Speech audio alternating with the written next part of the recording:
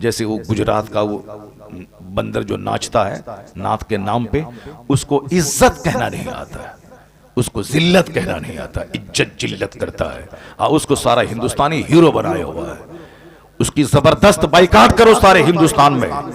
अगर उसी को बुलाना है तो फिर दूसरे दिन तुम कव्वालों को बुलाओगे, हारमोनियम और तबला वाले को बुलाओगे। इसलिए जो भी मिक्सचर मशीन वाला है खबरदार कभी उस नाथ खां को मत बुलाओ। बाइकाट, मिक्सचर वाला, मशीन वाला, इको वाला, कभी उसको नहीं बुलाया जाए। सिंपल ढंग से जो नाथ पढ़ता, अभी नाथ पढ़ी इन्होंने, कितनी अच्छी नाथ पढ़ी इन्होंने, माशाअल्लाह सुभान अल्लाह। हमारे हिंदुस्तान का एक बहुत पुराना मशहूर नाथ खां है असद इकबाल। अब वो कहाँ नाचता है, कहाँ साहब वो मशीन रखता है, पैर से ऐसे ऐसे दबाता है, कहाँ दबाता है उसने। अब आज 35-35 साल से नाथ पढ़ रहा है, अच्छी नाथ पढ़ रहा है, आवाज वही वैसी है। तो अब कायदे से हाँ वो अच्छी आवाज भी सही हो, मगर नाथ खानी जलसे में गालिब नहीं आनी चाहिए, जैसे हमारे बुजुर्गान दीन के ज़माने में होती थी, अल्लामा अरशद साहब के ज़माने में होती थी। एक नाथ खां आया, 5 अशार पढ़ा, बस चलो, बाकी अब दीन सिखा रहे हैं, कुरान हदीस की बातें हो रही। अब तो दीन की बातें दब गई, अब नाथ खानी सामने आ गई। ये अगर अच्छी नात भी पढ़े बंदा तो भी सीरत के जलसे में इस बात का ख्याल रहे कि नात खानी 10% हो, तकरीर 90% होनी चाहिए। कुरान शरीफ की तिलावत जैसे शुरू में होती है 5-10 मिनट के लिए, मैं कहता हूं कि 10 मिनट नहीं, आधा घंटा कुरान पाक की तिलावत करो और अच्छे कारी से तिलावत करवाओ, ताकि मुसलमान भी सुने तो आंसू बहाएं और गैर मुस्लिम भी सुने तो उनका भी सीना हिल जाए। क्योंकि मेरी गुफ्तगू में वो तासीर नहीं है जो अल्लाह का कलाम आज भी वो असर रखता है कि बंदा कायदे से तिलावत करे तो आंख से आंसू के कतरे बह जाए। वह तक़शइरु मिन्हु जुलूदुल लज़ीना यख़शौना रब्बहुम, कुरान कहता है जो अल्लाह से डरते हैं उनके रोंगटे कुरान सुनने के बाद खड़े हो जाते हैं, उनके रोंगटे खड़े हो जाते हैं, उनके चमड़े नर्म पड़ जाते हैं। व इज़ा समिअू मा उनज़िला इला रसूल तरा अयुनहुम तफीदु मिनद्दम, जब वो अल्लाह के कलाम को सुनते हैं तो आंखें आंसू बहाने लगती है। अल्लाह का कलाम है ही इस काबिल कि बंदा आंसू बहाए, हंसे नहीं। कुरान हुज़्न के साथ नाजिल हुआ है, इसलिए आका फरमाते हैं जब कुरान पढ़ो तो आंसू बहाओ, रोने जैसी सूरत बनाओ। खुद आका अलैहिस्सलाम अब्दुल्लाह इब्ने मसूद जो सहाबी रसूल हैं, उनसे कहा कि तुम कुरान पढ़ो मैं सुनूंगा। उन्होंने कहा सरकार कुरान तो आप पर नाजिल हुआ है, आपसे बेहतर कौन पढ़ सकता है। आका ने कहा कि मैं सुनना चाहता हूं तुझसे। उन्होंने जब कुरान पढ़ना शुरू किया तो हुजूर सुनते रहे, यहां तक कि इस आयत पर जब पहुंचे वजीना बिका अला हाउलाए शहीदा, सरकार ने हाथ के इशारे से कहा कि रुक जाओ। अब्दुल्ला इब्ने मसूद जब रुक गए, चूंकि वो मुस्तफ़ा को सुना रहे थे, किस बेखुदी में सुना रहे होंगे, जिस पर कुरान नाजिल हुआ है उनको सहाबी सुना रहा है, किस कदर बेखुदी में सुना रहा होगा कि मैं आका को सुना रहा हूं जो कुरान वाले हैं, जिन पर कुरान नाजिल हुआ है, वो बेखुदी में सुना रहे थे। इधर आका अलैहिस्सलाम ने जब रुकने का इशारा किया, वो जब रुके उसके बाद आंख उठा के देखा तो देखा हुजूर की आंखें आंसू बहा रही हैं। सुभान अल्लाह सुभान अल्लाह। जिन पर कुरान नाजिल हुआ वो कुरान सुन के रो रहे हैं, इसलिए हुजूर ने कहा जब कुरान पढ़ो तो आंसू बहाओ, आंसू न निकले तो आंसू बहाने जैसी सूरत बना लो। गम से कुरान नाजिल हुआ है। कुरान का मजाज है जंग साफ कर देना, कुरान का मजाज है घमंड दूर कर देना, कुरान का मजाज है जो सुने तो उसके रोंगटे को खड़ा कर देना। आज हमारे यहाँ कुरान ही नहीं पढ़ा जाता है, कॉमेडी सुनी जाती है, कुरान नहीं सुना जाता है। जहां तहां की बेजान कहानी सुनी जा रही, कुरान नहीं सुना जा रहा। बंगाल में एक और गलत रीत है, जीवनी के नाम पे फालतू बेबुनियाद और गढ़ी हुई रिवायतें बयान की जाती है और गा गा के गढ़ी हुई रिवायतें। सैयदा फातिमा ज़हरा रज़ियल्लाहु ताला अन्हा की शान में गैर मुहज़्ज़ब जुमले, नबी बोला ए फातिमा, ये सारी बातें जीवनी के नाम पे बोली जा रही है, जीवनी के नाम पे गाया जाता है। 5 बच्चे बैठे हुए, ये गा रहा, जीवनी बयान कर रहा है। उलमाए कराम से हदीस सुना जाए, उलमाए कलाम से कुरान सुने जाए, झूठी जीवनी बयान नहीं की जाए। कुरान पाक के पढ़ने का रिवाज दिया जाए। घर में कोई औरत हाथ में काम में हाथ नहीं लगाएगी जब तक कि वह कुरान पाक की तिलावत ना कर ले। कोई झाड़ू नहीं लगाएगी जब तक कि वह दुरूद ना पढ़ ले। जिन अय्याम में उन पर नमाज फर्ज नहीं है, जब माहवारी के दिनों में, उन दिनों में भी आदत बना दे कि वह वजू करके मुसल्ले पे बैठ के 100 बार कलमा शरीफ 100 बार दुरूद पढ़ ले, ताकि दूसरों को उनकी कमजोरी का पता भी नहीं चले और नमाज पढ़ने की आदत भी लगी रहे, ताकि नमाज 5 वक्त पढ़कर वजू करना, मुसल्ले पे बैठने की आदत लगी रहे। वरना वह पाक होंगी, एक दिन पहले वो नहाएंगी, 2 दिन के बाद नमाज शुरू करेंगे, 5 दिन के बाद फिर अगला महीना का खून आ जाएगा, बस सुस्ती करेंगी। इसलिए बुजुर्गों ने कहा है उसे नापाक हालत में नमाज नहीं पढ़ना है, लेकिन वह दुरूद तो पढ़ सकती है, वजू करके मुसल्ले पे बैठ जाए ताकि नमाज के टाइम की आदत लगी रहे। वो दुरूद पढ़े काम शुरू करने से पहले। मुसलमान मर्द तिलावत करे काम शुरू करने से पहले। तिलावत 5 मिनट जल्दी से खत्म कीजिए, बाकी वो नाचेगा और 1 घंटा 1.5 घंटा 2 घंटे तक। नाते पाक को नाच नहीं बोला जाता है, नाते पाक को मुजरा नहीं बोला जाता है। जो तुम्हारा स्टाइल, जो तुम्हारा ढंग है, उस ढंग की मजम्मत की जाती है, नात की नहीं। जो नात दिल से पढ़े तो बंदा वली बन जाएगा, जो दिल से मुस्तफा से इश्क करे तो वो वली बन जाएगा। दिल से जो करे, जबान से हम आपके बगैर नहीं जिएंगे, नमाज फजर जोहर असर सब गायब है। वो तो सारी जिंदगी पढ़ता रहेगा नात, विलायत की क्या बरकतों को महसूस ही नहीं कर सकता है। वो आशिक रसूल वो होगा जो मुस्तफ़ा की मोहब्बत में मुस्तफ़ा की पैरवी करता है। आशिक रसूल तो गर्दन कटाने को तैयार रहता है। गर्दन कट जो नमाज़े फजर के लिए ना उठ पाया वो गर्दन क्या कटा पाएगा। बस सिर्फ 2 पैसा कमाने के लिए ये सारे नाम लिए जाते हैं। आला हजरत के सामने एक शख्स आया, कहा हुजूर मैंने नात लिखी है। उस नात के अशार में जब देखा, मैं आपके लिए तड़प रहा हूँ हुजूर, आपकी जुदाई में बेचैन हूँ। आला हजरत ने क्या कहा, जो कुछ आपने लिखा है वो अगर आपके दिल में है तो आप वली हैं। जो आप लिखे हैं कि हम हुजूर की याद में तड़प रहे हैं, हिज्र में बेचैन हैं, अगर वाकई आप बेचैन हैं आप वली हैं, वली।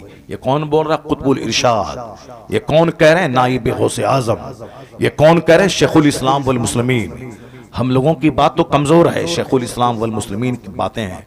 क्या कह रहे हैं? अगर ये बात आप दिल की कैफियत है तो आप वली हैं, आप जाहिर सी बात है। और अगर नहीं, सिर्फ अल्फाज की बाजीगिरी है, अल्फाज और जुमले का जोर है, तो आप झूठे हैं। अगर वो बात आपके दिल में है नहीं कि मैं तड़प रहा हूं, और अल्फाज में लिख रहे हैं कि मैं तड़प रहा हूं, तो आप झूठ बोल रहे हैं। और झूठ में कोई असर नहीं, कोई तासीर नहीं, कोई बरकत नहीं। आला हजरत ने कलाम उनके हाथ में दे दिया। अब आप बताएं कि ये है। और आजकल ये कहते हैं नात पढ़ने को मुजरा कह दिया आपने, नात को गवैया, नात पढ़ने वाले को गवैया कह दिया। नात पढ़ने वाले को गवैया नहीं बोला जाता है। जो फिल्मी स्टाइल में नाते पाक की तौहीन करे उसको गवैया बोला जाता है, उसकी तौहीन की जाती है। वरना नात आप कायदे से पढ़ें और आंसू निकले तो बंदा आपका पांव चूम लेगा कि आशिक रसूल है। पहले लोग पढ़ते थे, 5 वक्त की नमाजें पढ़ते थे, तिलावत करते थे, फिर नबी की नात बावजू मुहज्जब होकर पढ़ते थे, सारा मजमा रोता रहता था। सरकार की मोहब्बत दिल में पैदा होती थी। एक तो तुम नात पढ़ता है बेवजू, नात पढ़ता है बेनमाजी, और उसके बाद ढठाई के साथ फिल्मी स्टाइल में नात पढ़ता है, फिल्म के गाने के तर्ज पे नात पढ़ता है, और फिर आलिम दीन की तौहीन और अपमान करता है। जिस आलिम के पांव की धूल के बराबर नहीं है ये बेनमाजी और जाहिल नात खां, ये उलमा की तौहीन करते हैं। उनको पीछे बैठा के आगे बैठ कर वो उनकी तरफ पीट करके नात पढ़ते हैं, जबकि मालूम है कि 18 साल का आलिम जवान, 80 साल का बूढ़ा कोई हो तो उस पर लाजिम है कि आलिम से आगे नहीं, आलिम से पीछे चले। हमसे कहते हैं दलील कहाँ है? दलील बहार शरीफ में सदरुल शरिया ने लिखा है, जो फ़िक़्ह इस्लामी की इंसाइक्लोपीडिया, उसमें यह बात दर्ज है। उसमें कहा गया है कि आलिम चाहे गैर आलिम चाहे जितनी उम्र के क्यों ना हो, 80 साल का ज़ईफ क्यों ना हो, उस पर लाजिम है कि 15 साल जवान आलिम के पीछे चले। यह उम्र का एहतराम नहीं बल्कि इल्म दीन का एहतराम है। यह इल्म दीन का एहतराम, उनके सीने में कुरान और हदीस का इल्म है। जैसी की तैसी कर डाली तुम लोगों ने जलसे की, और उसके बाद आज कोई टोक रहा है तो तुम उसके खिलाफ बोल रहे हो। उसके खिलाफ चल रहे हो। मैं मुबारकबाद देता हूँ हिंदुस्तान के इस गए गुजरे माहौल में भी तमाम मुफ्तियान कराम, तमाम अइम्मे कराम, तमाम उलमा, तमाम मशाइख को जिन्होंने इस गए गुजरे माहौल में भी हक की हिमायत करके आलिम होने का हक अदा किया। मैं नहीं समझता था कि आज इस तरह के हक की हिमायत करने वाले गांव देहात से लेकर बड़े बड़े शहर तक, हमें अफ्रीका से फोन आ रहे हैं, मक्का शरीफ से फोन आ रहा है, दुबई से फोन आ रहे हैं कि हजरत आपने, आपको मुबारकबाद दी, आपने जुर्रत तो की, आपने हिम्मत तो की, आपने बोला तो सही।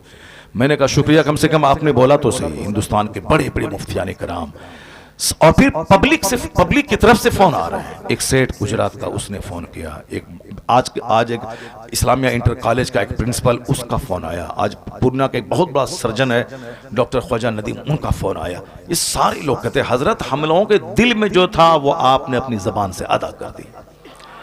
लाखों लोगों के दिल में यह बात थी कि ये अच्छा नहीं हो रहा है, हरा हरा हरा हरा हरा हरा हरा हरा क्या पैसों की बारिश हो रही, क्या है ये, क्या तमाशा हो रहा है।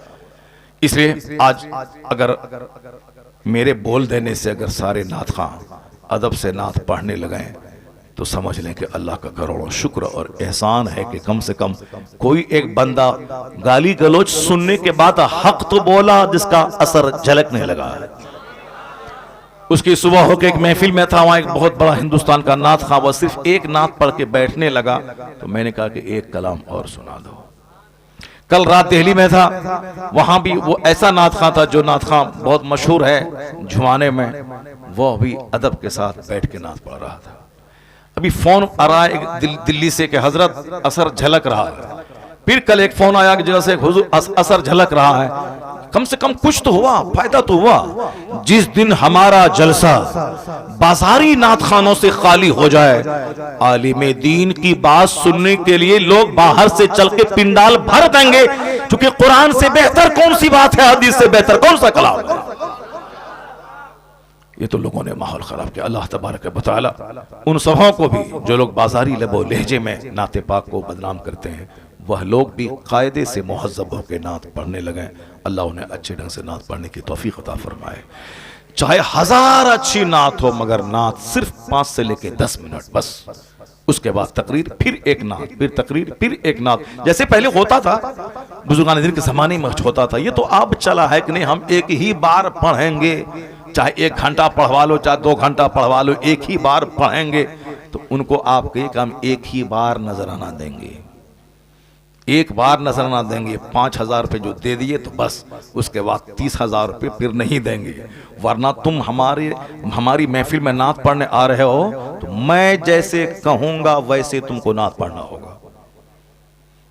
पैसा मैंने दिया है तुमको, और पैसा दिया है तो अब जैसे मैं कहूंगा वैसे करना होगा। एक नात पढ़ो, बैठ के तकरीर सुनो, फिर एक तकरीर के बाद बैठो, नात सुनो, फिर उसके बाद नात पढ़ो, फिर तकरीर सुनो, फिर बैठो, फिर नात पढ़ो, सलात व सलाम पढ़ेगा, दुआ में शरीक होगा, फिर उसके बाद यहाँ से जाएगा। उसके बाद जो तुम्हारी उजरत है, जो मजदूरी है, वह तुमको दी जाएगी और जाओ। ये होना चाहिए। ऐसा नहीं कि अपनी बात चलाने के लिए कि वो जो उस दिन तमाशा हुआ, मैंने कहा था कि उनकी नात लास्ट में पढ़ना, पहले तकरीर करवा लो, मजमा है बड़ा, दिन का पैगाम पहुंचवा दो। वो बोला नहीं नहीं, हम एक ही बार पढ़ेंगे, चाहे पहले पढ़ें कि बाद में पढ़ें, 1-2 बार नहीं पढ़ेंगे, एक ही बार पढ़ेंगे। तो उनकी बात मान लिया, मेरी बात नहीं मानी। जलसा वाला उनकी बात मान लिया, मैंने कहा था तकरीर पहले करवाओ, मेरी बात नहीं मानी। उन्होंने कहा उनकी बात मान ली। तो जाहिर सी बात है, नीयत जहां खराब होगी तो बरकतें कहां से जाहिर होंगी। आलिम दीन को सम्मान देना होगा, दीनी गुफ्तगू को इज्जत देनी होगी। अब जरा गौर से सुनिए मेरी बात जो मैं कह रहा हूं। मैं कह रहा हूं कि साहब, हमारे यहां शादी के बाद एक गलत ट्रेंड है कि अब पढ़ाई बंद, अब सिर्फ खाना बनाना, बच्चा पैदा करना, झाड़ू लगाना, उसके बाद सब मुताला, सब नमाज वगैरह सब बंद। जबकि मरते दम तक बंदा को इल्म हासिल करते रहना चाहिए। आया है उतलबुल इल्म मिनल महद इलल लहद, obtain knowledge from the cradle to the grave. मां की गोद से लेके कब्र की गोद तक इल्म हासिल करते रहो और हर दिन नई नई चीज सीखते रहो, यहां तक कि मौत आ जाए। एक बहुत बड़ा स्कॉलर अंग्रेज का, वो हवाई जहाज से सफर कर रहा था, जब जहाज डूबने लगा तो हिंदुस्तान का एक स्कॉलर उनके बारे में पढ़ चुका था कि बहुत बड़ा पढ़ा लिखा आदमी है वो भी इसी जहाज से सफर कर रहा है। तो उस जहाज में जब हर तरफ हंगामा बपा था, आहो फुगा गिरियो सारी, चूंकि जहाज डूबने वाला, सब लोग मर जाएंगे। ये हिंदुस्तान का स्कॉलर देखें कि इतना बड़ा थिंकर है, फिलोसफर है, वो इसी जहाज से सफर कर, देखें उनका क्या हाल है इस टाइम में। सारे लोग तो रो रहे हैं, पीट रहे हैं कि मैं मर जाऊंगा। देखें उस बड़े फिलोसफर जिनकी एक एक बात में जिंदगी मिलती है, जिनका एक एक सेंटेंस वेटी वजनदार होता है, प्रेशस कीमती होता है। जरा उनसे पूछें, देखें उनका क्या सिचुएशन है इस मौत जब सामने नाच रही है, कश्ती डूबने वाला है। वो जब गया उसके कमरे में, हवाई जहाज, ये पानी वाले जहाज में, देखा कि वो किताब की स्टडी में लगा हुआ है। क्या बात है, किताब पढ़ रहा है। कहा सर तूफान की जद में है जहाज, सारे मुसाफिर रो रहे हैं, सामने मौत नजर आ रही है और आप इस खौफ की घड़ी में किताब का मुताला कर रहे हैं। क्या कहा उस बंदे ने, वो यूरोप का रहने वाला, हम लोग तो सिर्फ घचड़ घचड़ बात करने वाले हैं, टाइम बर्बाद करने वाले हैं, सिर्फ दूसरों की गीबत शिकायत करने वाले हैं, अपनी बुराई दूर करके अच्छाई पैदा करने का ट्रेंड तो हमारे अंदर है नहीं। जो अच्छा काम कर रहा है उसकी टांग खिंचाई हमारे अंदर है। वो यूरोप का दानिश्वर क्या कह रहा है, इसीलिए तो मैं किताब पढ़ रहा हूं। अब जहाज डूबने वाला है, हम लोग मरने वाले हैं, कम से कम मरने से पहले पहले इल्म तो हासिल कर रहे हैं। अल्लाह समद, कम से कम मरने से पहले पहले एक चैप्टर तो पढ़ ले, मरने से पहले पहले एक इल्म तो हासिल कर लें, इसीलिए तो पढ़ रहा हूं। हालांकि जहाज डूबा नहीं, बिल्कुल उलट पुलट करके तूफान की जद में आकर के बस किनारा मिल गया और जहाज बच गया। अगर नहीं बचता, मर जाता, तो ये बात हमको कैसे मालूम होती? क्योंकि जो उस जहाज पे सवार था उसने जहाज से बचने के बाद तब स्टेटमेंट दिया। ये देखें स्टडी करने वाले लोग कैसे कैसे होते हैं, मौत के वक्त में भी मुताला करते हैं। और यहां शादी हुई, पढ़ाई बंद, शादी हुई, दुआए कुनूत तक याद नहीं। शादी के बाद जो गांव देहात के मकतब में पढ़ाने वाले मौली साहब से, मुंशी जी से जो पढ़ा था, अलम तरा कैफ़ फ़अल रब्बुका बिअस्हाबिल फील अलम यजअल लहू फ़ी तदलील व सल्लम तरा बिल, जो मकतब के मुंशी से पढ़ा था, उसी तरह की हमारी बेटियां मरते दम तक पढ़ती रहती हैं, हमारे बच्चे मरते दम तक उसी तरह पढ़ते रहते हैं। ये नहीं कि अब जिंदगी बची है, शादी के बाद कम से कम वक्त है तो चलो ट्यूशन पढ़ करके इस अच्छे कारी से कम कुरान पाक की 20 सूरतें, जो तरावी की नमाज में जब मैं तन्हा पढ़ूं तो कम से कम 20 सूरतें, कम से कम 10 ही सही अलम तरा कैफ़ा से लेके कुल अऊज़ु बिरब्बिन नास तक ठीक से पढ़ लें, ताकि नमाज सही हो जाए। उसको तरावी में भी पढ़ लें डबल करके, और पांचों नमाजें उसी 10 सूरतों से पढ़ें। कम से कम इतना तो कर लेना चाहिए। नहीं, बूढ़े हो गए, कुरान पाक कायदे से पढ़ नहीं पा रहे हैं। जरा देखें, वह हिंदू की बेटी शादी जवान हो चुकी थी, शादी हो गई, शादी के बाद अपने शौहर से कहा, शौहर से बोली कि मैं स्टडी जारी रखूंगी, आपकी खिदमत में कोई कमी नहीं होगी, मैं आपकी वाइफ हूं, मैं टाइम निकाल के मैं स्टडी करूंगी। तो शौहर ने कहा हाँ ठीक है, स्टडी करो। इस कदर डीपली पढ़ाई करी कि पूरा हिंदुस्तान अखबार में आया था, सारा मेरा शहर खुशी मना रहा था। हिंदू तो खुशी मना ही रहे थे, मुसलमान भी उसकी मेहनतों की दाद दे रहे थे कि शादी होने के बाद, एक बच्चा होने के बाद भी पढ़ाई जारी रखी। वह ब्लॉक डेवलपमेंट ऑफिसर भी बन गई, बीडीओ ब्लॉक डेवलपमेंट ऑफिसर बन गई वो। और हमारी बेटी अलम तरा कैफ़ा भी नहीं पढ़ पाई, दुरूद ताज भी नहीं पढ़ पाई, दुरूद इब्राहिमी भी कायदे से याद नहीं है। अगर दुरूद इब्राहिमी पढ़ो तो कोई बच्चा नहीं पढ़ पाएगा, वह भूलेगा, सर खुजलाएगा। अल्लाहुम्मा सल्ली अला मोहम्मद पर कहीं बारक तब बोलेगा, कहीं वो कुछ बोलेगा, कायदे से नहीं पढ़ पाता है, वो पढ़ ही नहीं पाता है, चूंकि मजाज ही नहीं, बस खाना पीना मर जाना है। हदीस में आया है उस बंदे पे नहुसत तारी है, उस पे लानत है। कौन? जो दिन गधे की तरह गुजारता हो और रात मुर्दार की तरह गुजारता हो। गधे की तरफ मतलब धोबी के घर से कपड़ा ढोना घाट तक, घाट से धोबी के घर तक, गधे की तरह साफ ईंट ढोना, चक्की पीसना। वो गधा जो मेहनतें करता उसको मालूम नहीं कि मेरी पीठ पर किताब है कि लकड़ियां है। वो गधे की तरह मेहनत करना, रात मुर्दार की तरह सो जाना। जो दिन भर खेत खलियान, दुकान, मार्केट, बाजार, ये सामान, ये ऑर्डर, वो सप्लाई, यानी कभी ख्याल तक ना आया कि मुझे अगर कल मर गया तो मेरे पास क्या होगा। न जमीन रहेगी, न मकान, न पैसे जो मैंने कमाया, न फिक्स डिपॉजिट, कुछ नहीं रहेगा। मरने के बाद जहां खरबों साल रहना है, बेगिनती साल रहना है, जहां का एक दिन 50,000 साल के बराबर है आखिरत का, वहां मेरा क्या बनेगा। अक्लमंद वो है जो फैक्ट्री भी चलाएगा, जन्नत जाने की तैयारी भी करेगा, फजर भी पढ़ेगा, 8 घंटे काम करेगा, फिर टाइम निकाल के जोहर पढ़ेगा, फिर 4 घंटे काम करेगा, फिर असर पढ़ेगा, फिर 2 घंटा काम करेगा, फिर मगरिब पढ़ेगा। वो जानेगा कि 24 घंटे में 8 घंटे तो मैं सो गया, 12 घंटे तो मैं काम किया, कम से कम 2 घंटे तो निकाल लो, ताकि अगर कल मर गया, कंपनी मेरे पास नहीं रहेगी मगर सजदा तो मेरे पास रहेगा। बस थोड़ी सी सोच अच्छी कर ले, दुनिया में भी वह दूसरों के सामने भिखारी नहीं रहेगा। जो दुनिया में नहीं पढ़ाई करेगा वह दूसरों के सामने हाथ फैलाएगा, जो पढ़ाई नहीं करेगा, नौकरी नहीं करेगा, वह दूसरों के सामने भीख मांगेगा, जो कायदे से मेहनत करके खेती बाड़ी नहीं करेगा वह दूसरों के सामने भीख मांगेगा, वह मजदूरी करेगा, पंजाब दिल्ली में जाकर रेड़ी चलाए, ठेली चलाएगा। आज बेशुमार लाखों बच्चे मुसलमानों के, बिहार और बंगाल के, जो दिल्ली और पंजाब में जाकर रेड़ी और ठेला चला रहे हैं, ये वही बच्चे हैं कि अगर उनका मजदूर बाप अगर मजदूरी करके अपने बच्चों को पढ़ा दिया होता तो उनका बेटा हीरो साइकिल में रेडी नहीं चलाता, उनका बेटा कम से कम टीचर बन के 1 लाख रुपए महीना कमाता।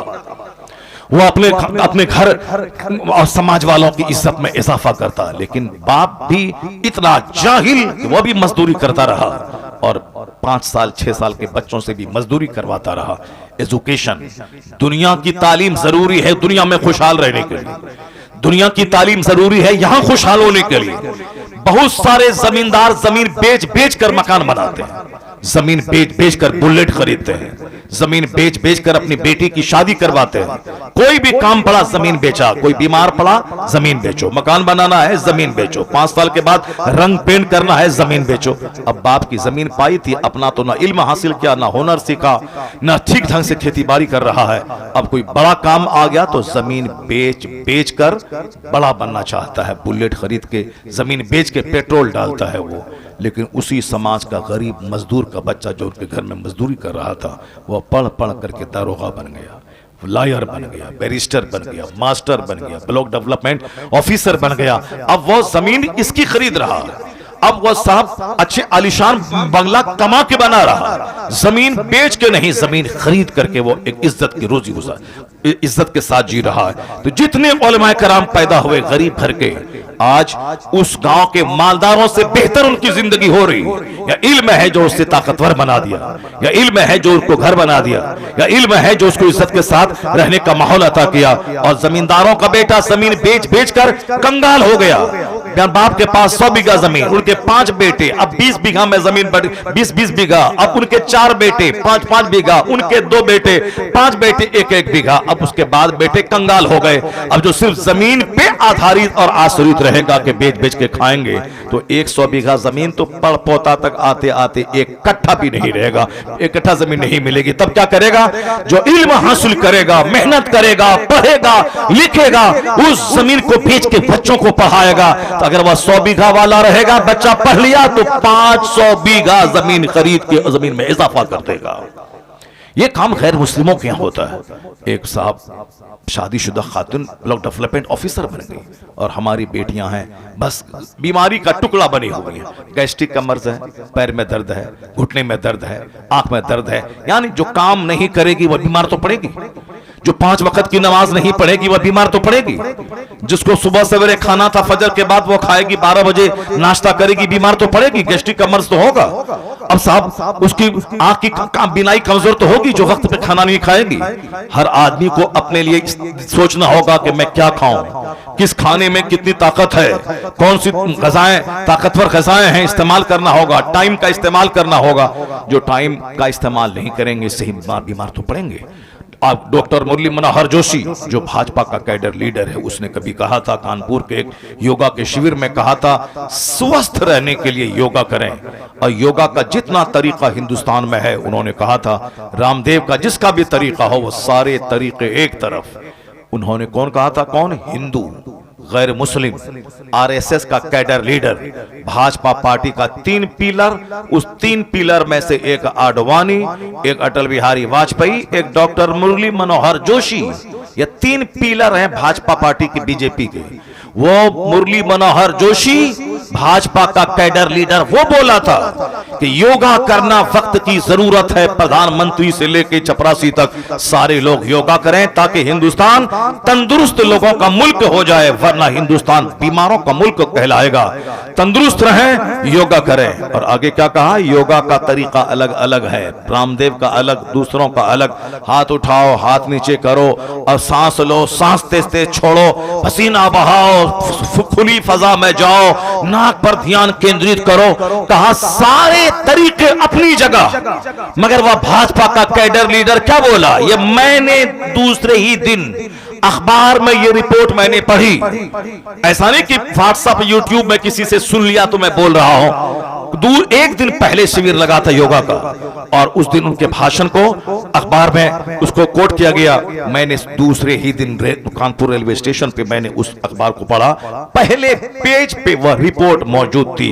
रिपोर्ट क्या थी, मनोहर जोशी ने कहा योगा के जितने तरीके हैं वो सब एक तरफ, कहते हैं मेरी निगाह में इस्लाम के पैगंबर ने जो 5 वक्त नमाज का तरीका सिखाया, अलैहि वसल्लम, सलातो व सलाम अलैका या रसूल अल्लाह। एक बार जोर से बोलें, अस्सलातु व सलामु अलैका या रसूल अल्लाह व अला आलिका व अस्हाबिका या नूर अल्लाह।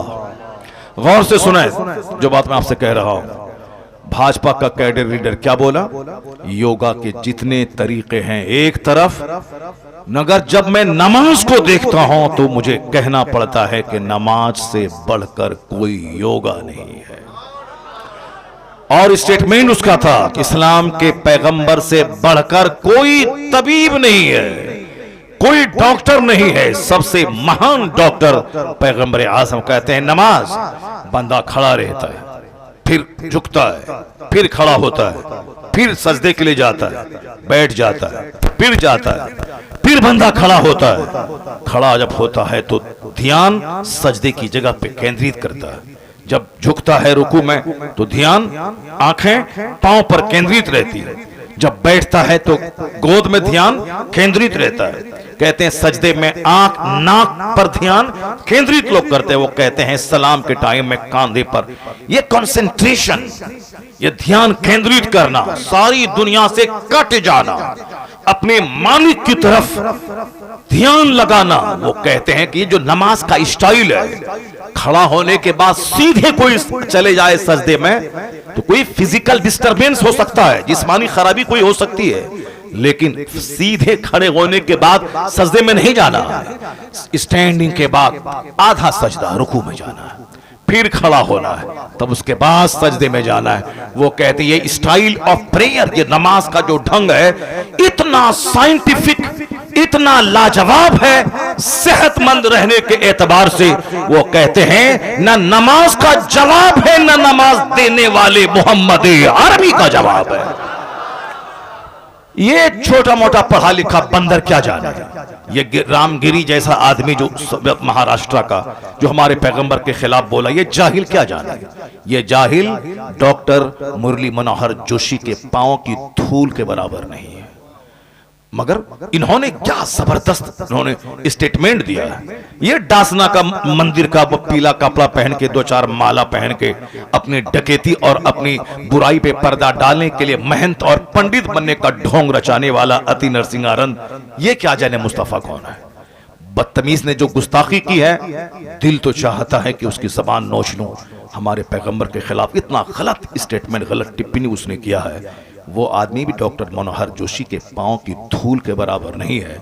डॉक्टर मनोहर जोशी भले ही उस पार्टी से हम इत्तेफाक नहीं रखते हैं, वह भाजपा का लीडर था, अलग बात है, लेकिन वो इतना पढ़ा लिखा आदमी था। वो doctor, PhD degree holder, Hindustan के एजुकेशन मिनिस्टर साहब, वो इतना बड़ा पढ़ा लिखा आदमी, उसने इसी पीरियड में उन्होंने क्या कहा कि नमाज इतना जबरदस्त योगा है, और जो नमाज दिया है इस्लाम के पैगंबर ने, उससे महान तो कोई हो नहीं सकता है। इसलिए ए मुसलमान, सड़क चलते रास्ता गली कूचे का कोई कुत्ता अगर भौंके, तुम्हारे पैगंबर के खिलाफ बोले, तो तुम्हें सबका जवाब देने की जरूरत नहीं है, बस अनसुनी कर दे। एक पागल था जो बक रहा था, कोई बहुत बड़ा पढ़ा लिखा अदीब, डॉक्टर, साइंटिस्ट, अगर वो खिलाफ बोल रहा है तो हमारा साइंटिस्ट, हमारा अदीब, हमारा राइटर, हमारा मुसन्निफ उसका जवाब देने के लिए काफी है। हर चलते फिरते आदमी का जवाब देने के लिए प्रोटेस्ट करना जरूरी नहीं है। ये तो घंटी बजा के 2-4 पैसा कमाने वाला, इसकी कोई औकात नहीं मेरे पैगंबर के खिलाफ बोले। बस समझ ले कि कोई गली कूचे का कोई मजनू है जो इस तरह का बयान दे रहा है। अलबत्ता याद रही बात, हम इसकी बात देखें कि हिंदुस्तान नहीं बल्कि यूरोप के, अमेरिका के पढ़े लिखे लोगों की बात में सुनो। तुमने सुना होगा डॉक्टर माइकल हार्ट, जो अमेरिका का सबसे पढ़ा लिखा आदमी, 1978 की बात है। आज से 40 साल पहले उस बंदे ने एक किताब लिखी थी, उसका नाम है द 100। वो किताब आज तक छप रही है, हिंदुस्तान के तमाम बुक स्टॉल पे मौजूद है। उस किताब में उन्होंने ठाना था कि मैं दुनिया की सबसे बड़ी महानतम 100 आदमी, 100 एमिनेंट पर्सनालिटीज पर मैं स्टडी करूंगा उनकी जिंदगी का, फिर उनका मैं सिलेक्शन करूंगा जो इस धरती का ये 100 क्रीम लोग जिन्होंने दुनिया को अपने से कुछ दिया, समाज में परिवर्तन लाया, दुनिया के बड़े लोगों की सूची में, कामयाब तरीन लोगों की फहरिस्त में उनका नाम है। वह 100 लोग कौन है, मैं उनको छांटूंगा और 100 में रैंकिंग करूंगा कि अव्वल पे कौन, 2 में कौन, 100 में कौन। मैं उसकी क्वालिटी की बुनियाद पर रैंकिंग करूंगा। मोहब्बत का दखल ना होगा, अकीदत का दखल ना होगा, मजहब का दखल ना होगा। वरना डॉक्टर माइकल हार्ट क्रिश्चियन था, कहा मैं किसी भी तरह मजहब को दखल ना होने दूंगा। वो अपने पैगंबर से जैसे क्राइस्ट अपने हिसाब से मोहब्बत करता है, लेकिन वो कहा मोहब्बत एक्सेजरेशन, गुलू, मुबालगा को जगह नहीं दूंगा। फैक्ट, रियलिटी और सच्चाई की बुनियाद पर मैं रैंकिंग करूंगा। उन्होंने जब 100 आदमी का नाम छांटा, दुनिया की इतिहास को आंख की पुतलियों में समेट लिया, संसार की हिस्ट्री को आंख की पुतलियों में समेट लिया। अपने हम तो मालदा की हिस्ट्री नहीं जान सकते, बंगाल की हिस्ट्री तो बहुत दूर की बात, बंगाल की हिस्ट्री नहीं समझ सकते, हिंदुस्तान की इतिहास तो बहुत बड़ी बात, हिंदुस्तान की हिस्ट्री तो बहुत दूर की बात, बहुत बड़ी बात है। वर्ल्ड हिस्ट्री को हम कैसे समझ सके? लेकिन जो किताब का रसिया है, जो मुताले का शौकीन है, जो आदमी किसी काम को ठान लेता है तो वह करता है। डॉक्टर माइकल हार्ट पढ़ा लिखा आदमी ठान लिया, पूरे वर्ल्ड हिस्ट्री को खंगाल दिया उसने। दुनिया के सबसे बड़े बड़े लोगों की सूची तैयार की, जिस सूची में नाम था गौतम बुद्ध का, महावीर का, गांधी का, चर्चिल का, वो जॉर्ज डॉक्टर वाशिंगटन का, इब्राहिम लिंकन का, माओ ज़ेतुंग का, मुसोलिनी का, हिटलर का। वो मुसलमान नहीं था, क्रिश्चियन था। अपने हिसाब से दुनिया के महान लोगों की सूची तैयार की, जिसने सबसे ज्यादा दुनिया पे इन्फ्लुएंस, असर डाला हो, जिसके फॉलोवर की तादाद सबसे ज्यादा हो, जिनके रेगुलेशंस और जिनके मैसेज में इतना दम हो कि सदियां गुजर जाने के बाद भी उनके फॉलोवर की तादाद न घटी हो, जिसने दुनिया का रुख बदल दिया हो, लोगों की सोच बदल दिया हो, सबसे ज्यादा जिसने लोगों के हृदय, लोगों के ब्रेन, लोगों के माइंड, लोगों के हार्ट को प्रभावित किया हो, इतनी वो जबरदस्त पर्सनालिटी कौन है? वो उस काम को ठाना तो करके दिखलाया। 100 आदमी को छांटा, सारे लोग कह रहे थे कि यह तो क्रिश्चियन है, मुमकिन है कि जनाब ईसा का नाम अव्वल नंबर पे देगा। कोई कहता था कि ये साहब न्यूटन है या साइंटिस्ट है, न्यूटन का नाम अव्वल नंबर पे देगा। कोई कहता था ये अमेरिका का रहने वाला है, इब्राहिम लिंकन का नाम पहले नंबर पे देगा। चूंकि डॉक्टर माइकल हार्ट खुद साइंटिस्ट था, खुद बहुत बड़ा एडवोकेट था, बहुत बड़ा पढ़ा लिखा आदमी था, लोग अपने अपने हिसाब से राय का इजहार कर रहे थे कि ऐसा होगा वैसा होगा। लेकिन जब किताब छप के प्रेस से बाहर आई, द 100 नामी किताब, उस किताब का नाम ही है द 100, 100, सब लैंग्वेज, सब इन एवरी लैंग्वेजेस, तमाम जबानों में उसका तर्जमा हो चुका है। आज भी वो किताब बुक स्टॉल पे मिलती है। द 100 नामी किताब जब प्रेस से छप के बाहर आई, दुनिया के सारे लोग दंग रह गए कि कामयाब तरीन लोगों की सूची में पहला नाम न न्यूटन का था, न जीसस क्राइस्ट का था, न इब्राहिम लिंकन का था, पहला नाम मोहम्मद अरबी अलैहिस्सलाम का था। पहला नाम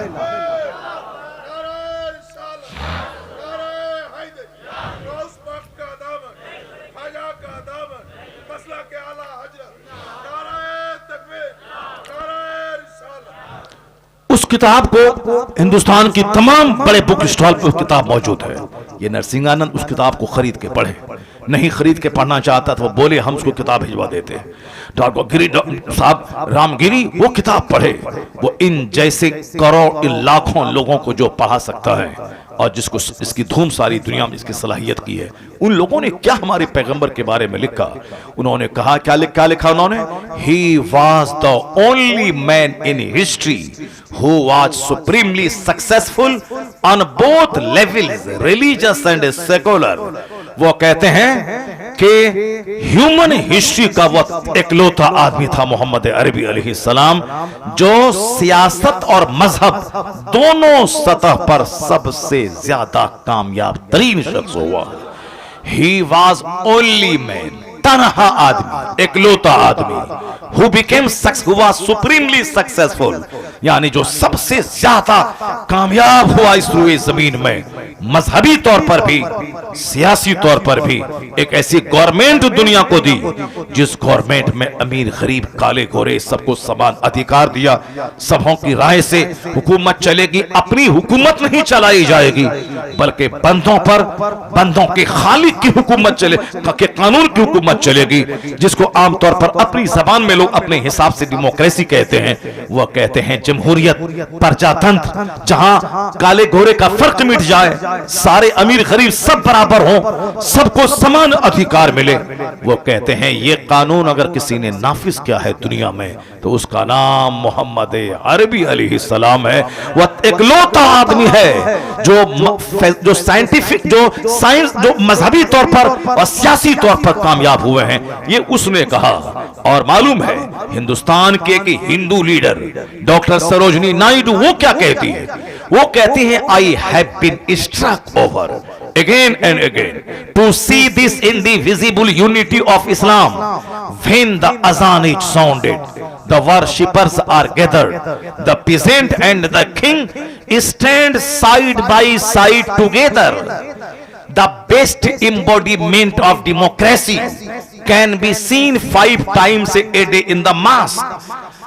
क्या बात कह के रख दिया उसने। वो हिंदू है, बहुत पढ़ी लिखी खातून है, वो बहुत बड़ी शायरा और बहुत बड़ी पॉलिटिकल लीडर, जो भी जान पॉलिटिक्स से ताल्लुक रखता है वो सब उनका नाम जानते हैं, डॉक्टर सरोजनी नायडू।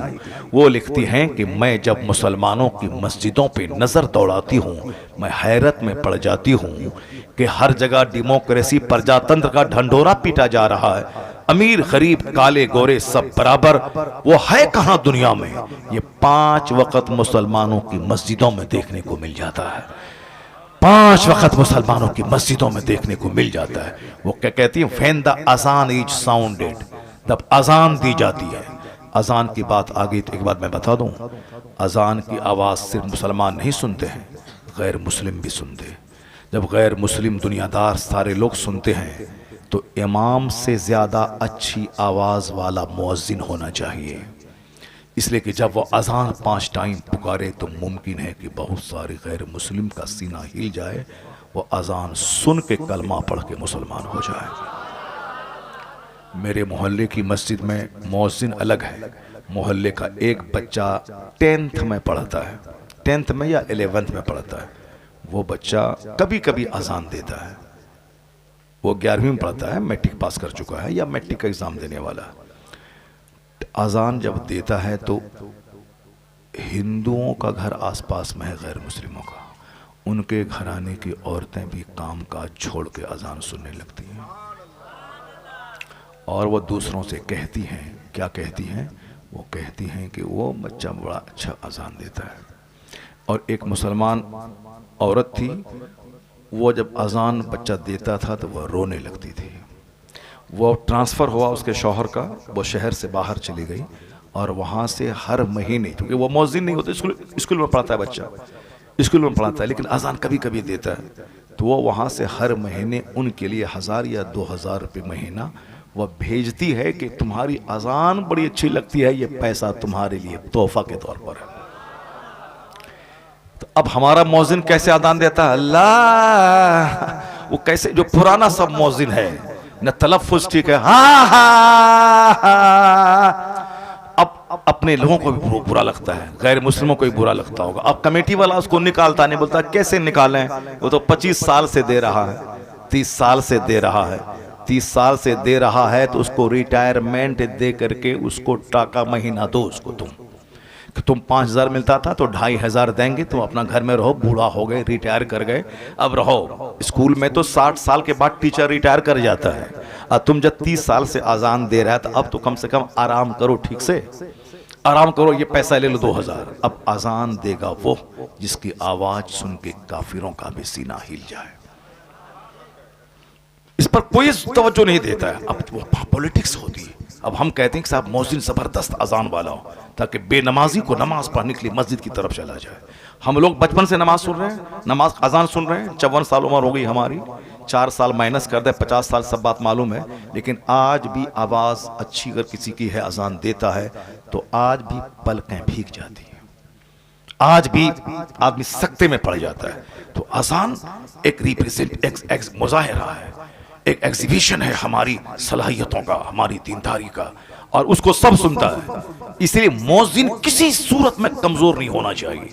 जबरदस्त मुकाबला कंपटीशन हो, 50 मौजिन को बुलाया जाए, जिसकी आवाज सबसे ज्यादा खूबसूरत हो, अच्छी तनख्वाह देकर के उसको मौजिन मुकर्रर करे। मैं कहूंगा कि उसकी अजान इस्लाम की तरफ बुलाने में इंपॉर्टेंट रोल अदा करेगी उसकी अजान। अब सरोजनी नायडू क्या कहती हैं, जरा गौर से सुनिए। वो कहती हैं, I have been struck over again and again to see this indivisible unity of Islam। मैं इस्लाम की जो यूनिटी, इत्तेहाद का जो मुजाहिरा है, मैं उसको देखकर हैरत में पड़ जाती हूं। जब मैं मुसलमानों की मस्जिदों को देखती हूं, अजान होती है, नमाजी जमा होते हैं, the peasant and the king, किसान और बादशाह, हल जोतने वाला फार्मर उसको पीजेंट कहते हैं, किंग बादशाह राजा। अब वह हिंदू खातून गैर मुस्लिम लीडर वो क्या कहती हैं कि अजान होती है, नमाजी जमा होते हैं, तो कहती हैं वो कि बादशाह और किसान ये दोनों एक सफ में खड़े हो जाते हैं। बादशाह और फार्मर, गुलाम और आका एक सफ में खड़े होते हैं। काले गोरे का फर्क मिट जाता है, अमीर गरीब का फर्क मिट जाता है। बादशाह के बाजू में कोई हल जोतने वाला किसान खड़ा हो, कोई बुरा नहीं माना जाता है। मालिक के बाजू में नौकर खड़ा हो जाए, कोई उसको हटा नहीं सकता है। वो कहती हैं कि the best embodiment of democracy, प्रजातंत्र क्या है? Democracy is the government of the people, for the people, by the people. यानी प्रजातंत्र की परिभाषा यही है कि हुकूमत अवाम की, अवाम के लिए, अवाम के जरिए, इसी को कहते हैं डेमोक्रेसी। वो कहती हैं कि डेमोक्रेसी है कहां? कहीं गोरों का शासन है, कहीं ब्राह्मणों का शासन है, जो के कहने का सेंस था। हिंदुस्तान में भले ही डेमोक्रेसी है, लेकिन आजादी के बाद से लेकर पूरे 75 साल तक में सत्ता किसके हाथ में है सबको मालूम है। अफ्रीका में, अमेरिका गोरों का मुल्क है, कहने की बात है कि व्हाइट एंड ब्लैक सेम है, डेमोक्रेसी है, लेकिन सत्ता किसके हाथ में है वो सारी दुनिया जानती है। सरोजनी नायडू कहती हैं कि सच्ची डेमोक्रेसी, ट्रू डेमोक्रेसी है कहां? ये मुसलमानों की मस्जिद में 5 वक्त देखने को मिल जाता है। 5 टाइम जब अजान होती है, नमाजी जमा होते हैं, किसान और बादशाह एक साथ मिलकर खड़े होते हैं और दे प्रोक्लेम, वो ऐलान करते हैं क्या? न कोई बाप बड़ा है, न कोई दादा बड़ा, न कोई गोरा बड़ा है, न कोई काला बड़ा, न कोई शहरी बड़ा है, न देहाती बड़ा, न कोई अरबी बड़ा है, न कोई अजमी बड़ा। वो क्या कहते हैं? सारे लोग खड़े होकर अल्लाह अकबर, अल्लाह इज द ग्रेटेस्ट, अल्लाह ही सबसे बड़ा है, अल्लाह ही सबसे बड़ा है, अल्लाह ही सबसे बड़ा है। और आगे चलकर यह डासना मंदिर का महंत सुने गौर से क्या कहती हैं सरोजनी नायडू। यह नसाब रामगिरी जैसा खबीस वो सुने। इसी हिंदुस्तान के एक महान हिंदू औरत वो क्या कहती हैं?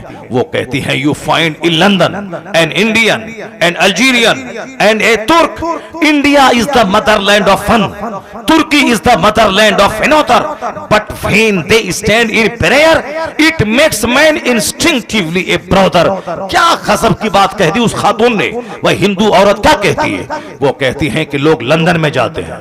अब इंडिया से लोग गए, अल्जीरिया से लोग आए, तुर्की से लोग आए, जबान अलग, इंडिया की जबान अलग, तुर्की की जबान अलग, अल्जीरिया की जबान अलग, मुल्क अलग, जबान अलग, और अलग अलग काम से लोग लंदन गए हैं। कोई घूमने, कोई पढ़ने, कोई बिजनेस करने।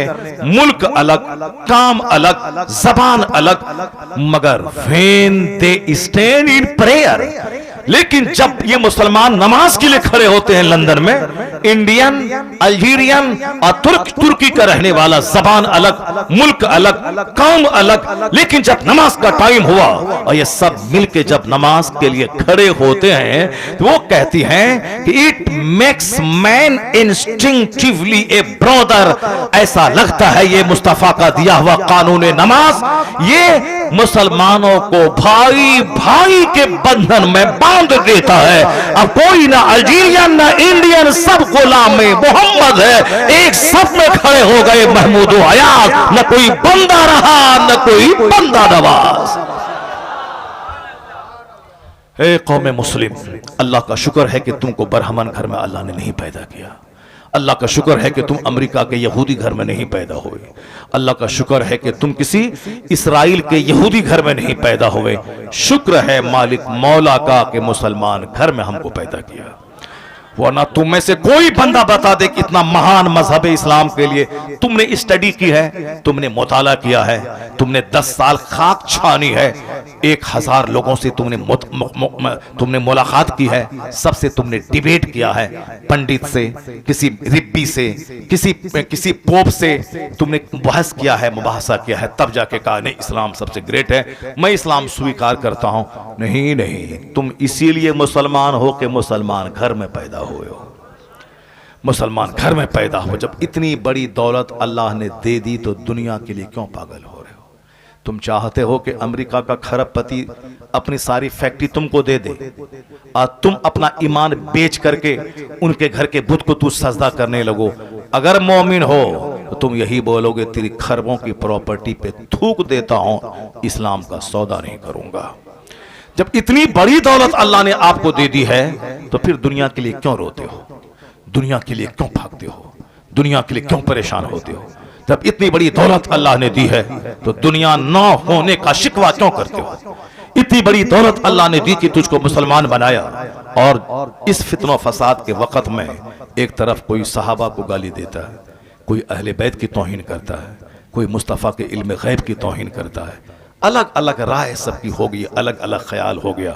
दुनिया की मोहब्बत ने सबको पागल बना दिया, जबकि अल्लाह रब्बुल इज्जत ने अपने महबूब को जो बुलंदी दी है, कुरान गवाह है, हदीस गवाह है। मगर कुछ लोग हैं कि सरकार दो जहां में कलमा पढ़ने के बावजूद ऐब निकालते, कहते हैं कि इल्म नहीं, इल्म गैब नहीं है।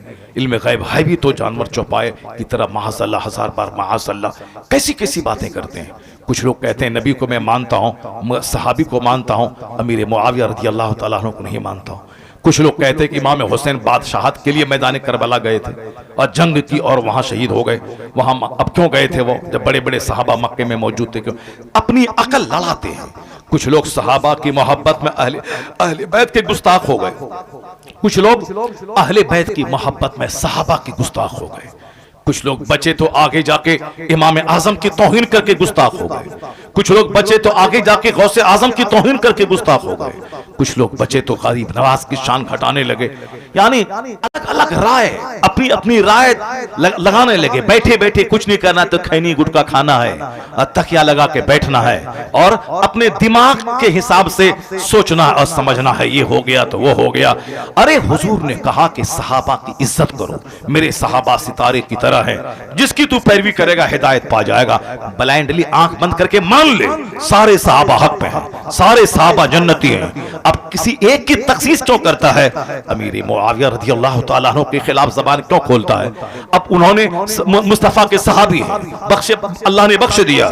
मुस्तफा ने कहा कि वो हिदायत याफ्ता है, वो नूर है, सितारे की मानिंद है। तो मान लेने अपनी अपनी अकल को वहां मत लड़ा, लेकिन अक्ल लड़ा के कोई नबी की तौहीन करके काफिर हो गया, कोई सहाबा की तौहीन करके रास्ते से भटक गया, कोई अहले बैत को गाली दे के रास्ते से भटक गया, कोई इमाम आजम की तौहीन करके भटक रहा। इस फितनो फसाद के वक्त में अगर तुम ईरान के यहूद राफिजी घर में पैदा हो गए होते, पानी पी पी के सिद्दीक उमर उस्मान रज़ी अल्लाह अन्हुम अजमईन को गाली देते। अल्लाह का शुक्र है राफिजी घर में नहीं, सुन्नी घर में अल्लाह ने पैदा किया। तुमने रिसर्च नहीं किया कि वहाबियत ठीक है, सुन्नियत ठीक है कि कादियानियत ठीक है। कौन जो बहुत सारे लोग कहते हैं कादियानी काफिर है, वो मुताला ही नहीं किया, बस मौलाना साहब कहते हैं तो वो भी कह रहा है, आला हजरत ने कहा तो वो कह रहे। मौलाना लोग, जो मौलवी साहब लोग, मेरे जैसे बहुत सारे मौलवी हैं जो उनकी किताबों को नहीं पढ़ा, बस कह दिया आला हजरत काफिर है, वहां आंख बंद करके, मुताला नहीं किया है। लेकिन अगर ये कादियानी घर में पैदा हो गया होता, ये भी सारी जिंदगी नबूवत का ऐलान करने वाले गुलाम अहमद को नबी मानता, और फिर हम सुन्नी मुसलमानों को वो कम पढ़ा लिखा और गरीब और पस्त कहता। मगर हम लोग आज अगर टनाटन सुन्नी हैं तो हमारा कोई रोल नहीं है, बस रोल किसका है? फजले इलाही का है कि हमें राफिजी फैमिली में नहीं, सुन्नी फैमिली में पैदा किया है। अब भी तो मान ले कि तुझसे बड़ा धनवान कोई नहीं है, तुझसे बड़ा मालदार कोई नहीं है, तुझसे बड़ा मालदार कोई नहीं है। इस नेमत का तो शुक्र अदा कर कि खरबपति राफिजी है और हम गरीब सुन्नी हैं, खरबपति काफिर है, हम गरीब मुसलमान हैं। इसका तो शुक्र अदा कर, इसका तो शुक्र ये अदा करके रात भर सजदा करके शुक्र अदा करेगा तो भी इस नेमत का शुक्र अदा ना हो पाएगा। चूंकि एक काफिर चाहे दुनिया में 50 घर बना ले, 50 टन सोना खरीद ले, मरने के बाद जब वो जाएगा क़यामत में, वहां दायमी तौर पर आग उसका मुकद्दर है, वहां कुछ काम नहीं आएगा, खरबों साल आग में जलता रहेगा। और मुसलमान अगर ये दुनिया में किराए के घर में रहा, फुटपाथ पे सोता रहा, गरीब रहा, लेकिन ईमान सलामत रहा कि अल्लाह एक है, मुस्तफा मेरे सरदार हैं, कुरान हक है, कयामत हक है, आखिरत हक है, नमाज रोज़े हज और ज़कात हक है, यानी कहीं भी किसी भी तरह से इस्लाम की तौहीन न करे, पैगंबर आज़म की तौहीन न करे, और इसी हालत में मर जाए तो दुनिया में 70 साल 70 मिनट के बराबर नहीं है, 80 साल 80 सेकंड के बराबर नहीं है। जितने लोग यहाँ बैठे हैं, पैदा हुए परसों, कल जवान हुए, आज बूढ़े हो गए। हमारा ये 55 साल कैसा लग रहा है? वैसा लगता है जैसे परसों पैदा हुए, कल पढ़े लिखे और आज दाढ़ी के बाल सफेद हो गए। वक्त गुजरने में देर लगता है, द टाइम फ्लाइज, ये वक्त उड़ रहा है। अभी ईद की नमाज हम लोगों ने पढ़ी, अब आने वाले ईद की तैयारी शुरू है, 2 महीने के बाद रमजान है। अब हम लोगों ने प्रोग्राम लिखा, जब अब आगे दिसंबर, जनवरी, फरवरी के लास्ट 26 तारीख तक प्रोग्राम बुक है। अब 1 मार्च से रमजान शुरू है। अब मदीना जाने की तैयारी कीजिए, रमजान में साहब हाफिजों से बात कीजिए। अब खत्म हो गया, यानी अभी ईद की नमाज से फारिग हुए हैं, अभी ईद आ रही है। क़यामत की निशानी है कि वक्त बड़ी तेजी से गुजरेगा, साल 1 महीने की तरह लगेगा, महीना हफ्ते के बराबर लगेगा, हफ्ता 1 दिन के बराबर लगेगा, और 1 दिन जैसे कोई आग चिंगारी भड़की और बुझ गई, अभी सुबह अभी शाम। ये क़यामत की निशानी है कि वक्त बड़ी तेजी से गुजरेगा। ये निशानी आ गई है, कब मर जाएंगे कहना मुश्किल है। अब अल्लाह रब्बुल इज्जत का शुक्र अदा करे कि ये दुनिया में गरीब रहें, मोहताज रहें। अगरचे मोहताज रहने इस्लाम पैगाम नहीं देता। ज़कात का कानून है कि कमाओ 1 लाख, साल में 2500 अल्लाह की राह में अपने गरीब भाई को दे दे। कमाओ 1 करोड़, 1 करोड़ माल तेरा पाक रहेगा, तुम सिर्फ 2.5 लाख, 100 लाख तेरा, 100 लाख में 98,50,000 तेरा, और 2.5 लाख तेरी गरीब बहन, तेरे गरीब भाई, तेरे गरीब पड़ोसी, तेरे गरीब रिश्तेदार। अल्लाह रब्बुल इज्जत के नाम पे ज़कात कानून पर अमल करते हुए अपने गरीब भाई बहन को दे दे, माल भी बढ़ेगा, वहां जन्नत भी मिलेगी। तुम दे, 1 करोड़ दिया है तो 2.5 लाख निकाल उस अल्लाह की खातिर, अल्लाह का हुक्म मानते हुए अपने गरीब भाई को दे दे। तेरा गरीब भाई खाएगा, माल भी बढ़ेगा, सवाब भी मिलेगा। दौलत कमाना अगर हराम होता तो भी कानून ज़कात नाज़िल नहीं होता, ये नहीं होता। पता चला 1 करोड़ कमाना जायज है, 2.5 लाख निकाल, तेरा माल पाक है। तब हम 1 अरब कमा ले, 1 अरब कमाल, 2.5 करोड़ निकाल, तेरा माल पाक हो हो जाएगा, 40वां हिस्सा ज़कात में निकाल। ये कानून ज़कात बताता है कि माल कमाओ नमाज के साथ, माल कमाओ सच्चाई के साथ, माल कमाओ तिलावत के साथ, माल कमाओ उसूल पर अमल करते हुए। बेशुमार लोग हैं नमाज पाबंदी तहज्जुद इशराक चाश तब पढ़ते हैं और बिजनेस करते हैं। बेशुमार लोग हैं झूठ नहीं बोलते, अरबों में खेलते हैं। बेशुमार लोग हैं साहब दौलतों के अंबार पे 105 मंजिला फ्लैट में रहते हैं और कोई नमाज नहीं छोड़ते हैं। अल्लाह ने दौलत दी है, कड़ाके की सर्दी में गीजर ऑन किया, गर्म पानी से नहाया, फजर की नमाज पढ़ने चला गया। अल्लाह ने पैसा दिया है, घर में एसी लगाई और चिलचिलाती गर्मी में जोहर की नमाज एसी चला के आराम से मस्जिद में पढ़ रहा है। अल्लाह ने जब माल दिए है लगाओ मस्जिद में एसी, अल्लाह ने माल दिया है लगाओ घर में एसी, अल्लाह ने माल दिया है लगाओ अपने बाथरूम में गीजर, ताकि कोई फजर कज़ा ना होने पाए, कोई जोहर कज़ा ना होने पाए। जाड़े के मौसम में गर्मी का मजा ले, गर्मी के मौसम में ठंडे पानी का मजा ले। इस अगर पैसा नहीं रहेगा तो गीजर कहां से खरीदेगा, पैसा नहीं रहेगा तो एसी कहां से लगाएगा, पैसा नहीं रहेगा तो अपने घर में हीटर कहां से लगाएगा। इसलिए माल कमा, ज़कात निकाल, नमाज पंजगा ना पढ़, यहां भी आराम से रह, और जब मरेगा तो मुस्तफा की जन्नत में आराम से चला जाएगा। और अगर दुनिया में नहीं पढ़ेगा, नहीं लिखेगा, नहीं मेहनत करेगा, नहीं मुशक्कत करेगा, भाग दौड़ नहीं करेगा, तो दूसरों के सामने हाथ फैला के भिखारी रहेगा। सब ढकेगा, पाँव खुलेगा, पाँव खुलेगा, सर ढकेगा। मकान बनाएगा तो प्लास्टर नहीं कर पाएगा, प्लास्टर करेगा तो बैंक का कर्जा लेगा। अगर बैंक का कर्जा लिया तो गाड़ी कैसे लेगा, अगर खाना खाएगा सुबह तो शाम कैसे खाएगा, बच्चों को कैसे पढ़ाएगा, रिश्तेदार घर में शादी होगी तो कर्जा लेकर के उनको कपड़ा लेके उनकी शादी में जाएगा। पैसा नहीं रहेगा तो रिश्तेदार का ताना सुनेगा, पैसा नहीं रहेगा तो समाज में गरीबी का ताना दे के तुझको लोग उद्धृत करेंगे। इसलिए दुनिया में पैसा कमा, इज्जत से रह। पैसा कमाने का मतलब खूब मेहनत से पढ़, नौकरी लड़ाई करके ले ले, 18 घंटे पढ़, 15 घंटे पढ़, 12 घंटे पढ़, अपने और पढ़ता रह। नौकरी लड़के ले ले, डीएम बन, ऑफिसर बन, प्रोफेसर बन, ब्लॉक डेवलपमेंट ऑफिसर बन, मुहद्दिस बन, फकीह बन, मुआलिम बन, खतीब बन, राइटर बन।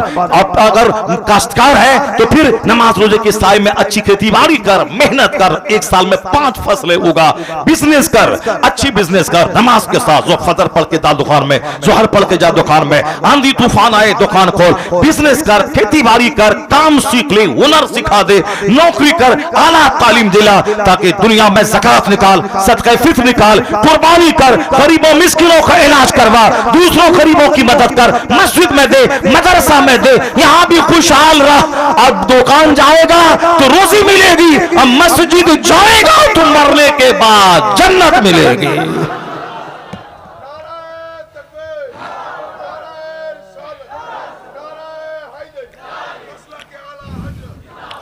जो सिर्फ पैसा कमाया, नमाज नहीं पढ़ा, रोजा नहीं रखा, तो फिर दुनिया ही में 70-80 साल सुख कर लेगा और मरने के बाद खरबों साल आग में जलने के लिए चला जाएगा।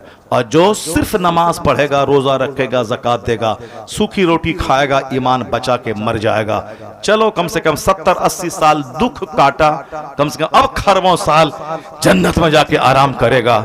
लेकिन अगर ये भी थोड़ी सी मेहनत करेगा, मुशक्कत करेगा, भागदौड़ करेगा, नमाज पढ़ेगा, दुनिया भी यहाँ भी आराम से रहेगा, मरने के बाद आराम से रहेगा। ये थ्योरी हमारी नहीं है, ये थ्योरी हमारे परवरदिगार की है। वो क्या थ्योरी है? रब्बना आतीना फिद दुनिया हसना व फिल आखिरति हसना व क़िना अज़ाबन्नार। अब दुआ कर, अल्लाह ने सिखाया है बंदों से कि तुम दुआ करो कि ए मेरे रब, दुनिया में भी भलाई अता फरमा, आखिरत में भी भलाई अता फरमा, और जहन्नम की आग से हमें बचा दे। इसलिए इस्लाम नहीं कहता तू फकीर बन जा, मोहताज बन जा, मुफलिस बन जा, भिखारी बन जा। नहीं, इस्लाम का कानून ज़कात हमें मालदार बनने की तालीम देता है। इस्लाम का कानून सदकात फित्र हमें मालदार बनने की तालीम देता है। सदका फित्र उस पर वाजिब है जो साहिब निसाब हो, ज़कात उस पर फर्ज है जो साहिब माल हो, हज उस पर फर्ज है जो साहिब इस्तिताअत हो। पैसा रहेगा 5 लाख तब न बंदा हज को जाएगा, वरना हज के तड़पता रहेगा या दूसरों के सामने भीख मांगता रहेगा कि आप पैसा दीजिए हम मदीना जाएंगे, सेठ साहब पैसा दीजिए हम मदीना जाएंगे। मैं कहता हूं क्यों भीख मांग के मदीना जाता है? भीख मांगना खुद हराम है, हज के लिए सवाल करना ये भी हराम है। क्यों मांगता? हज फर्ज नहीं है तो हज की तमन्ना दिमाग में मत पाल।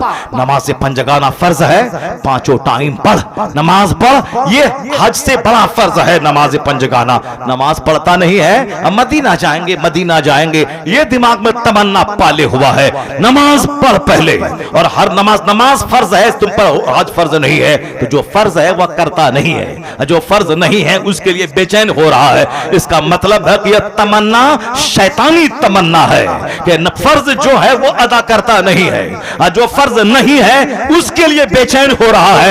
यह तमन्ना शैतानी तमन्ना है। हाँ, जो फर्ज अदा करने के बाद तमन्ना करे इलाही असबाब पैदा फरमा दे ताकि तेरा हरम देख लो, तेरे महबूब का दयार देख लो, तो मालूम है तुम्हें जब तुम दिल की तड़प के साथ मदीने की हाजिरी की तमन्ना रखेगा, फराइज व वाजिबात की अदायगी के साथ, तो वही होगा मुफलिसी में भी मदीने का सफर हो जाए, जिस पे सरकारे दो आलम की नजर हो जाए। जब नजर होगी मुस्तफा की, वहां से इंतजाम होगा जहां से बंदा सोच नहीं पाएगा। और यहां बोलता है कि हम नात पढ़ते हैं, हमको नजर ना दीजिए, आपका पैसा मदीना में खर्चा करेंगे। ला हौल वला कुव्वता इल्ला बिल्लाह।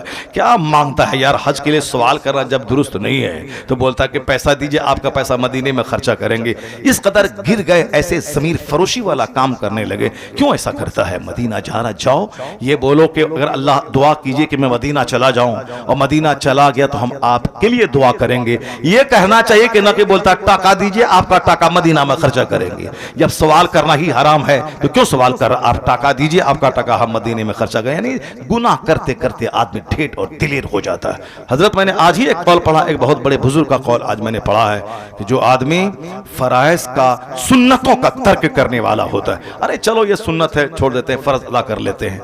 जो सुन्नतों को छोड़ने का आदी होता है वह धीरे धीरे फर्ज भी छोड़ने लगता है, और जो फर्ज छोड़ता है वह धीरे धीरे शरीयत को हकीर समझने लगता है। नहीं, नमाज रोजा पढ़ना कोई जरूरी नहीं है।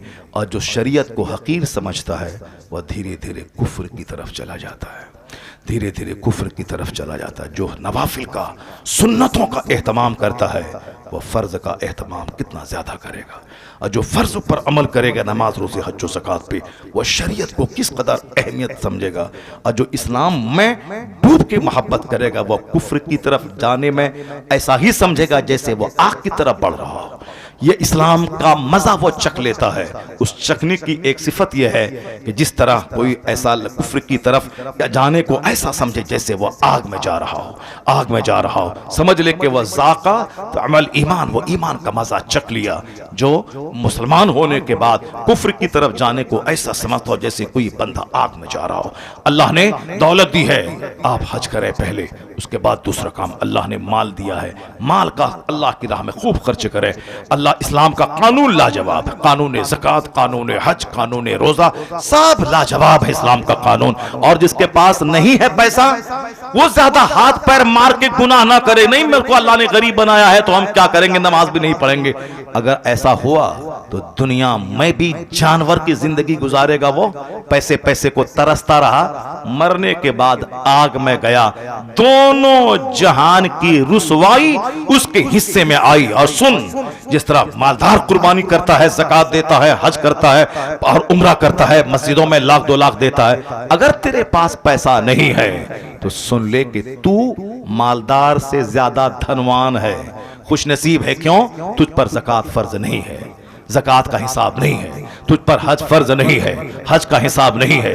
यह मालदार को हिसाब देना होगा कि तुझ पर हज फर्ज हुआ था 25 साल पहले, अब 25 साल के बाद तुमने हज क्यों किया, यह सवाल उसको करना होगा। वो मालदार हिसाब देगा कि तुम्हारे पास माल 1 करोड़ तुम पर ज़कात फर्ज थी तो तुमने 1 लाख ही निकाला, क्यों? तुम्हारा गरीब भाई बीमार था, तुमने उसको नहीं दिया।